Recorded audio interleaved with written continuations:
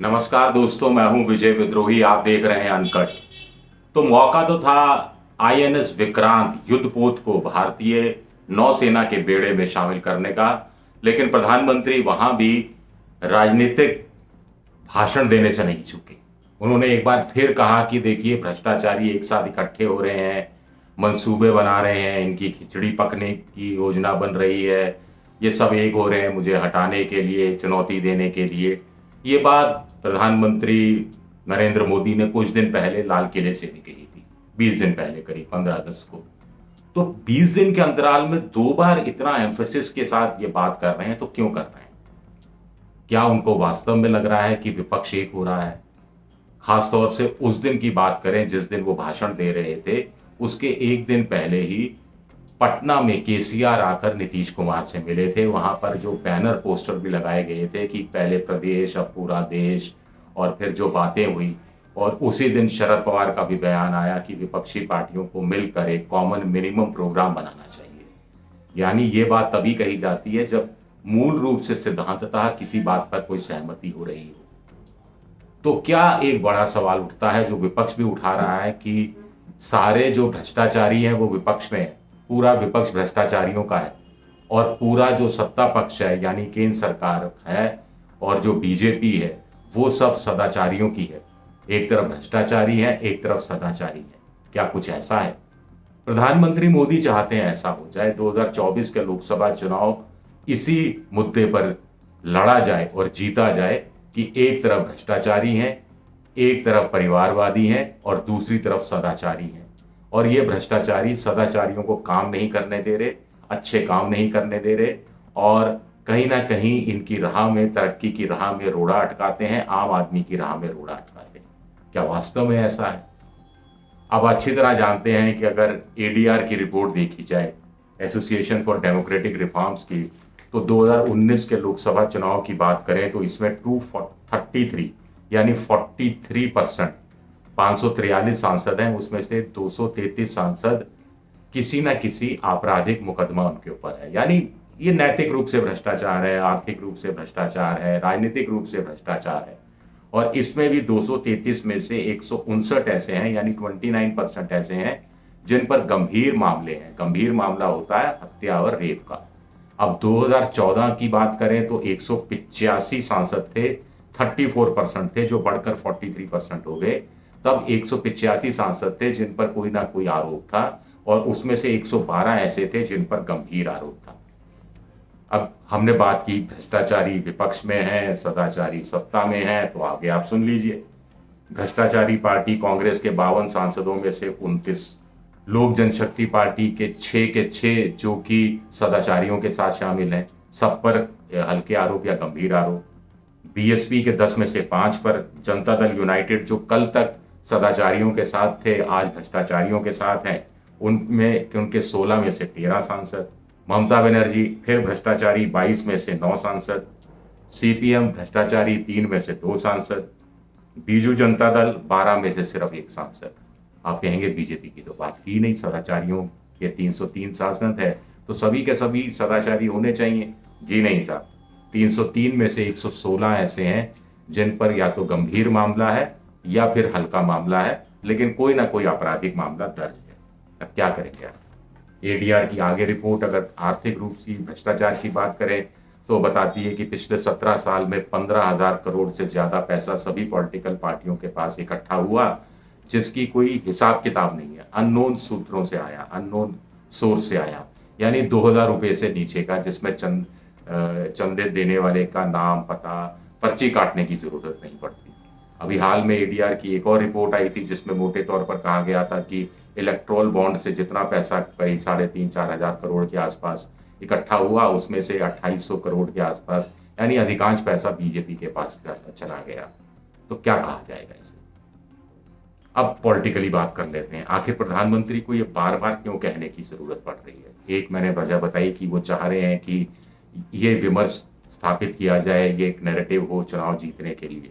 दूसरा, क्या उनको डर सता रहा है कि भ्रष्टाचारी मिलके उनकी सत्ता से उनको उखाड़ सकते हैं? आखिर इतने सारे जो सांसद हैं आपराधिक मुकदमे वाले हैं, ये अगर चुन के आ सकते हैं करोड़ों रुपया पॉलिटिकल पार्टी ले सकती है तो भ्रष्टाचारी फिर चुनाव भी जितवा सकते हैं और सत्ता से बेदखल भी कर सकते हैं। अब बिहार की बात करें, देखिए बिहार में 40 सांसद हैं। 40 में से पिछली बार एनडीए को 39 सांसद मिले थे। लोक जनशक्ति पार्टी यानी रामविलास पार्टी के 6 सांसद थे जो एनडीए का हिस्सा बने। 17 बीजेपी के उम्मीदवार चुनाव में खड़े हुए, 17 के 17 जीत गए। 17 जेडीयू के यानी नीतीश कुमार की पार्टी के लोग चुनाव मैदान में खड़े हुए, 16 जीत गए और एक कांग्रेस का जीता कटिहार से, बाकी 39। आज की तारीख में बीजेपी अच्छी तरह जानती है कि 39 ये आंकड़ा रिपीट नहीं हो सकता। कुछ लोग तो कह रहे हैं हो सकता है 10-12 पर ही अटक जाए। मुझे नहीं मालूम कितने में अटकेंगे, लेकिन संख्या कम होगी तो 10-15 सीटें तो मोटे तौर पर मानी जा सकती हैं कि कम हो जाएंगी। पश्चिम बंगाल में बीजेपी को 18 सीटें मिल गई थी, जिसमें से एक बाबुल सुप्रियो पार्टी छोड़ गए और टीएमसी में शामिल हो गए, वहां से विधायक हो गए और ममता की सरकार में मंत्री भी हो गए, सुना है। तो 42 में से इतना 18 जीतने की स्थिति में नहीं होंगे। दूसरी जगह भी बीजेपी कुछ कुछ लूज करेगी और जहां जहां उसको गेन करने की स्थिति है वो संख्या बहुत कम है। अब गुजरात में 26 की 26 क्या गेन कर लेंगे, राजस्थान में 25 की 25, दिल्ली में 7 की 7, हरियाणा में 11 में से अधिकांश, छत्तीसगढ़ में से 11 में से शायद 10 और उत्तराखंड और हिमाचल की सारी सीटें। और ऐसे में भ्रष्टाचारी सब इकट्ठे हो गए और मैं कथित रूप से भ्रष्टाचारी और कथित रूप से सदाचारी, चलिए ये करते हैं, कथित लगाना शुरू कर दीजिए आप, क्योंकि वो ठीक रहेगा। तो अब ये इनका जो मजमेबाजी होगी ये सिर्फ मजमा होगा या इसका कोई नतीजा भी निकलेगा। अब आप देखिए नीतीश जिन्होंने गठबंधन का हाथ थामा, उन एक मंत्री पर आरोप लग दिया, इस्तीफा देना पड़ा। फिर केजरीवाल जो अपने आप को निहायत ईमानदार बताते थे, उनका एक मंत्री जेल में है, दूसरा मंत्री जेल जा सकता है, ऐसा वो खुद आशंका व्यक्त कर रहे हैं। मनीष सिसोदिया की बात हो रही है। शरद पवार की पार्टी के 2 विधायक जो मंत्री भी रहे, अनिल देशमुख और एक और दूसरे, वो दोनों के दोनों जेल में हैं, लंबे समय से जेल में हैं। शिवसेना की पार्टी के एकनाथ शिंदे जिन पर आरोप थे, जिनका सचिव भाग गया था, ईडी तलाश कर रही थी, वो अब पवित्र हो गए हैं, पार्टी में शामिल हो गए हैं। तो सदाचारियों अपनी संख्या बढ़ा रहे हैं इस रूप में कि दूसरे लोगों के भ्रष्टाचारियों को भी शामिल कर लिया जाए, तो वो सदाचारी हो जाते हैं। और फिर क्या ये वाकई में डर सता रहा है, जो बार बार मैं कह रहा हूं कि नीतीश और केसीआर और शरद पवार, उनके साथ राहुल गांधी, हो सकता है ममता, स्टालिन तो आ ही जाएंगे साथ में, हो सकता है जगनमोहन रेड्डी, हो सकता है कि उद्धव ठाकरे तो आ ही जाएंगे, हो सकता है कि कुछ और छोटी मोटी पार्टियां भी इधर उधर आ जाएं। तो क्या एक ऐसा ये एक कुनबा बन सकता है, भले ही प्रधानमंत्री की नज़र में भ्रष्टाचारियों का हो, लेकिन क्या वो कुनबा बन सकता है जो 2024 में मोदी जी को चुनौती दे सकें? क्योंकि अंत में तो जनता को तय करना है कि किस भ्रष्टाचारी को लोकसभा में भेजना है या फिर किस सदाचारी को लोकसभा में भेजना है, ये तो जनता को तय करना है। बाकी लोगों को तो माहौल बनाना है और सभी पॉलिटिकल पार्टियों का फर्ज है हमारे यहाँ कि किसी दूसरी पॉलिटिकल पार्टियों को वो भ्रष्टाचारी घोषित कर दें, ये फर्ज बनता है।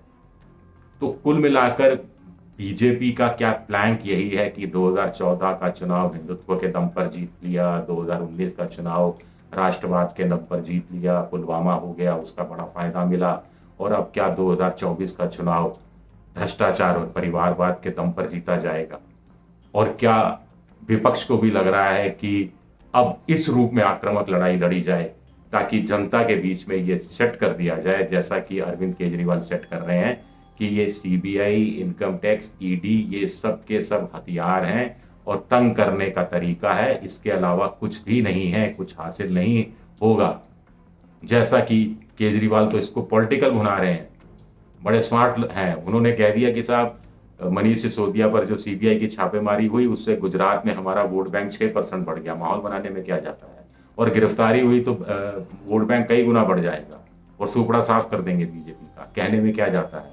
लेकिन एक माहौल तो बनता ही है, जनता के बीच अपनी आप बात तो पहुंचा ही पाते हो, और इसका कितना लाभ मिलेगा कितना लाभ नहीं मिलेगा, लेकिन भ्रष्टाचारी बनाम सदाचारी, एक अच्छी बहस छिड़ गई है। चलिए शुक्रिया, बहुत बहुत शुक्रिया।